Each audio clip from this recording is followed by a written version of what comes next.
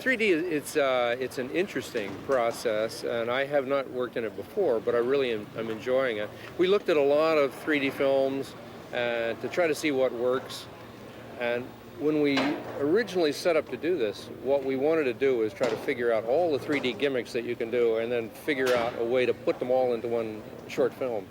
I considered shooting a Muppet movie in 3D a couple of years ago, and at that time I looked at all the processes. First of all, I realized that this process that Disney uses is the best one. I think this gives you the best 3D that's done. But the other thing I found was that I don't want to see a whole movie in 3D. You know, when you sit in an audience and you put on the glasses, all you want is the effects that can happen. And so it's ideal for a short film, and I think it's not particularly good to do a feature in the stuff. You know? Well, we're designing effects that will happen in the theater also. And so, yes, we're working out a way to include bubbles in the theater, and we're sprinkling the audience with water at some point, and then we're doing, hopefully, wind and lights. And so there are a lot of different kinds of things where this thing is woven between the film itself and the effects around. You know, they're talking to Statler and Waldorf, there'll be animatronic on the side, Sweetums walks out into the audience. So there's a lot of planning in that sense. From a 3D standpoint, it's interesting because what you do is you plan where the surface of the screen is supposed to be so that anything that pokes out at the audience, it's called the convergence there where the screen is. And so we plan that very carefully for a shot. And when things poke out at the audience, that's fun. You know, that this is good 3D. And also at the same time, we're shooting with two cameras. In order to make this effect of something poking out at you effective, we widen the two eyes, you know, right at that point. So we widen the eyes and we go back together again.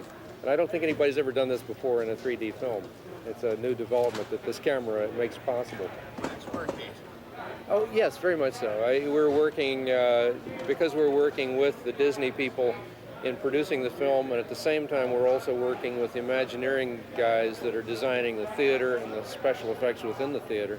So everybody has to be involved from the very beginning. We all have to realize what each other is doing. So it's working very nicely. Yeah, I think that's all true. Sometimes, you know, I love working with my team of people that I've worked with for many years because I act more like a shepherd than a director. You just kind of point them all in the right direction, and they discover stuff. And very often we were doing a setup yesterday, and I really didn't know how this was going to work. And just by starting rehearsing it, and the whole shape of the shot grew because they all contribute to it. So it's a lot of, you know, it's a lot of talent all coming together and focusing on this moment and making it better and better. I just kind of lead the group along, you know, but they get to be funny, you know, because computer animation has been around for a while and it's getting better and better every year. I love what's being done with it, but it is mostly being done like animation, where it's worked in 24 frames a second and the scene is blocked out. And what we're trying to do with it is perform it live like a puppet, so you can capture real performance, a dramatic performance, and because. The idea of animation, 24 frames a second, is a very kind of, it's a thought process, it's a head trip, where a performance is more from your guts. And so what we're trying to do is, I think, by performing it in real time, you get a more real performance in terms of the character.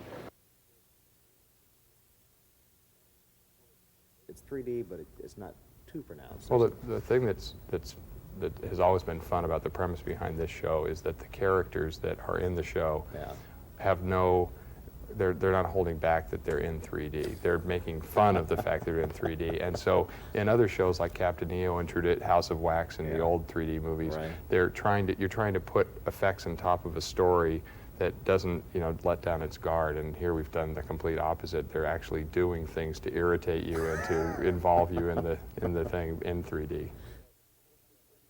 And what you have to be careful with in 3D is that you plan everything out. It's a very complicated process, and the special effects and the audio animatronic figures and things like that are enhancements, but really the film has to be so delicately choreographed so that when something's coming out at you, it's exactly the proper ratio distance from the screen, and there's a certain threshold that represents the edge of the screen that you take into account with the camera. And I'm not a film person, but in layman's terms, that's sort of how it works.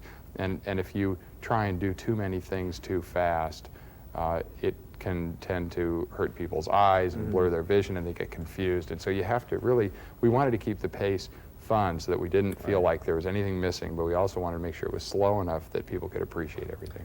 Question. How did it all working between our organization and theirs? Well, it started with Michael Eisner and Jim Henson, as I understand it, talking about doing an attraction, and they said, well, how about a Muppet movie? How about a 3D movie? Then the first involvement that we had was Jim Henson came out to Walt Disney Imagineering with some of his key creative people, Michael Frith and Bill Prady, and we all sat down. We had been thinking about it for maybe a week, and they had been thinking about it for about a week, and we sort of threw all of our ideas out on the table and started putting them on a board, and really we had sort of been going down parallel paths. And I think at that point we really decided that this movie should showcase 3D technology and gags, which the Muppets are famous for. We offered up all the unused and new improved gags that we could think of doing in the theater and in film, and they offered up all the scenarios of what the Muppets could do with those. So, for instance, we said, well, we've never blown bubbles at people in the theater before, and they said, great, we can write a number around bubbles to use with Miss Piggy or something like that. So it was really a true collaboration.